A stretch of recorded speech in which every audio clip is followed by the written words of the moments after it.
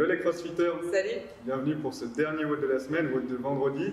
On va pouvoir anticiper les fêtes parce que c'est un WOD bien punchy, bien cardio, qui va brûler pas mal de calories du coup si vous le faites à fond. Donc avant ça, on se prépare, Amandine va vous mettre en condition pour faire un bon WOD. Yes, alors, comme d'habitude, un peu de mobilité. Donc ici, on va travailler l'équilibre, la coordination et évidemment la mobilité. Donc on va faire un combo. Alors attention, votre pied d'appui là, devant est toujours le même pour toute la série et ensuite vous changez, vous n'alternez pas. Donc ici on recule, voilà, la jambe gauche. On fait une fente.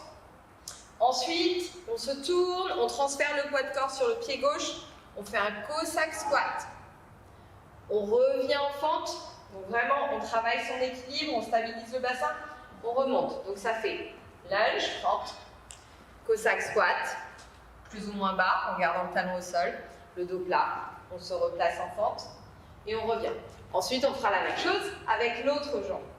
Ok? Donc vous faites une série d'un côté, une série de l'autre. Une série, c'est 6 répétitions, donc 6 et 6. Ensuite, on va faire un peu de voguing. Bon, ça, si vous êtes jeune, vous ne saurez pas de quoi je parle. On va faire des circonvolutions. Triceps.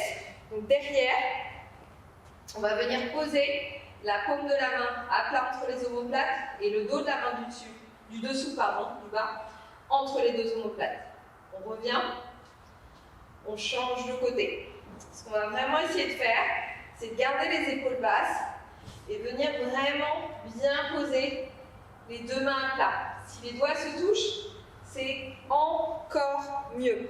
Ici, on a 8 répétitions à faire, donc 4 de chaque côté. Et l'idée, c'est de garder les deux épaules basses et stables pendant tout le mouvement. Vous allez voir, il y a peut-être un côté qui va être plus difficile que l'autre. Ensuite, on se place sur les genoux. On écarte les mains, on se met sur le bout des doigts. On a les hanches au-dessus des genoux. Et on va venir descendre une épaule dans le sol. On revient et l'autre. Donc là, on étire bien le bras. On pousse l'avant de l'épaule dans le sol. On change de côté. 8 répétitions. Et on termine avec des scapulas. Angels à plat ventre. Menton rentré, toujours la nuque longue. Main face à face, pouce vers le haut. On ouvre. Pousse l'un vers l'autre. Paume de main vers le haut. Avec les bras les plus tendus possible. Et on ramène. Inspire. Souffle. La plus grande amplitude possible, évidemment. La nuque longue. On cherche vraiment à éloigner les épaules des oreilles. Une fois qu'on a fait tous ces exercices, on les répète une deuxième fois. Et ensuite, on enchaîne avec l'échauffement. C'est parti pour l'échauffement avec 3 tours de 20 good morning, 20 plio lunge alternés. Pour les good morning à vide ou avec une charge devant vous, comme vous voulez, soit le sac à dos, soit à vide. On fait attention de bien basculer le buste droit, d'engager la chaîne postérieure en gardant les jambes tendues le plus possible. On pousse légèrement les fesses vers l'arrière, on vient vraiment basculer à partir des hanches, d'accord? Il n'y a pas de mouvement au niveau de la colonne. C'est vraiment les hanches et les jambes qui restent droites et le buste droit aussi. Pour les plio lunge, simple, on garde son gainage. On n'est pas obligé de toucher le sol à chaque fois, d'accord? C'est l'échauffement, tranquille. On vient juste mettre en tension ses jambes, ses fessiers, arrière-cuisse pour être prêt pour la suite. Une fois qu'on a fait ces 3 tours, on passe au skill avec un minimum de 12 minutes. Les minutes impaires, vous travaillerez sur la jambe droite, les minutes paires, vous travaillerez sur la jambe gauche. En charge, vous prenez soit des dumbbells, une dans chaque main, kettlebell, ou une barre comme ici. Et on va travailler d'abord sur les minutes impaires 10 single deadlift, une jambe. Ce qui va être important, ce n'est pas la course, ça va être d'avoir un mouvement contrôlé pour avoir un bon ressenti sur votre mouvement, sur votre mécanique de mouvement. Donc, ce qui va être important, c'est de garder la jambe d'appui en tension jusqu'au bout des orteils, la voûte plantaire bien ancrée dans le sol pour avoir une bonne stabilité. Ensuite, basculer le buste en avant, pareil, à partir des hanches, et essayer de ressentir au maximum sa chaîne postérieure, d'accord? Donc on reste en tension sur ses jambes, et on ressent au maximum ses ischios, ses fessiers, et on garde le dos droit. Donc il y a même de 12 minutes, vous aurez travaillé 6 séries par jambe. Et ensuite pour le WOD, un bon for time, avec en charge RX 40 kg pour les hommes, 30 kg pour les femmes, scale 30 kg pour les hommes, 20 kg pour les femmes. Les mouvements sont thruster et sumo deadlift high pull. Vous avez effectué des thrusters comme ceci, barre, donc creux de la hanche sous la hauteur du genou, on garde son front track, une extension, un press et la barre verrouillée au-dessus des épaules. Vous pouvez bien évidemment effectuer ce mouvement au kettlebell ou aux haltères, soit en unilatéral avec un bras, soit si vous avez les deux kettles et 2 dumbbells. Pour les sumo high pull, pareil.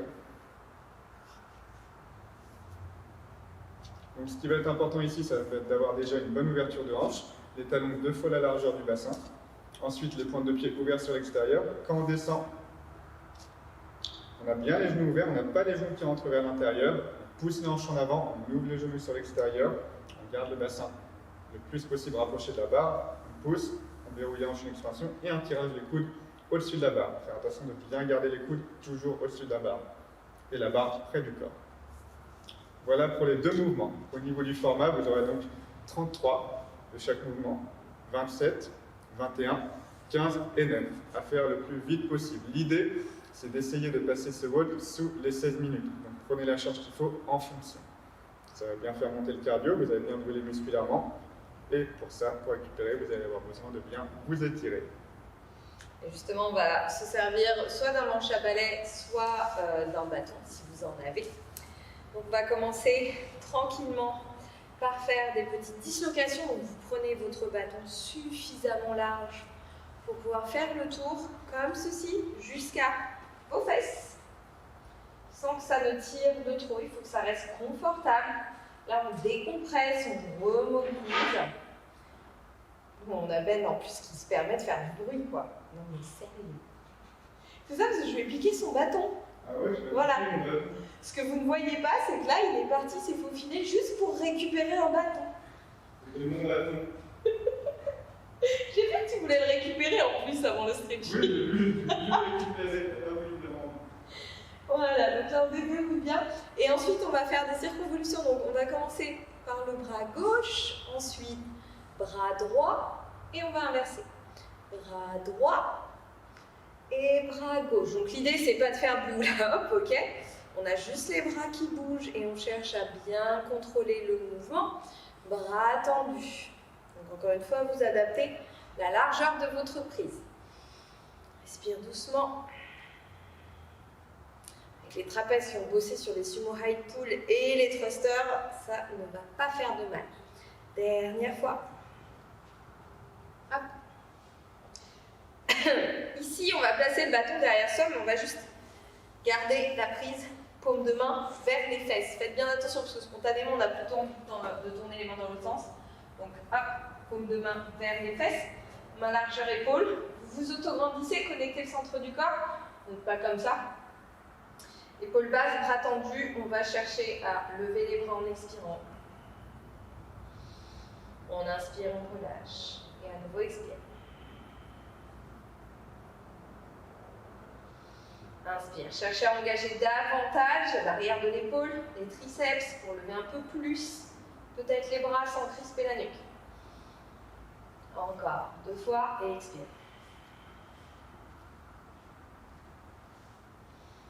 Une dernière fois, toujours en autograndissement, toujours la nuque longue. Gros travail de mobilité d'épaule qui ne fait jamais de mal. Et ensuite, justement, l'épaule, on va l'étirer. Hop, bras fléchis devant soi. On place le bâton à l'extérieur du bras. Ensuite, on enroule la main par devant pour attraper le bâton. Et là, on va tranquillement venir tracter le coude.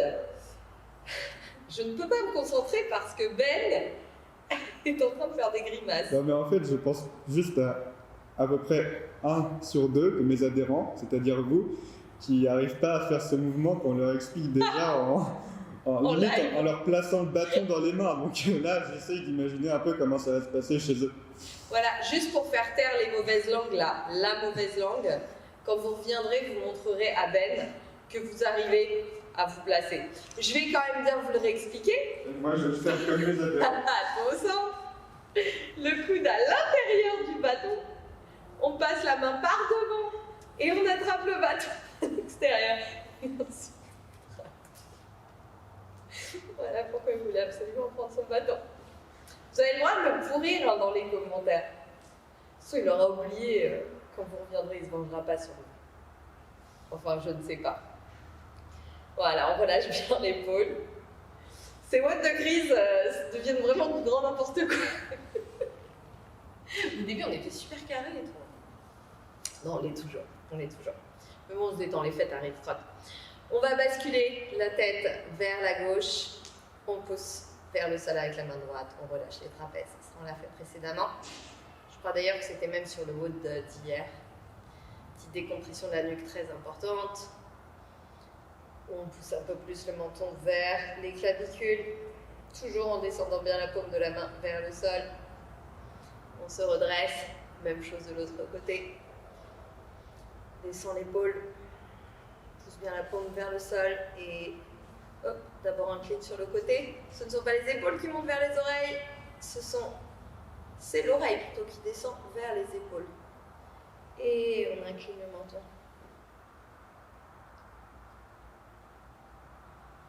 Très bien.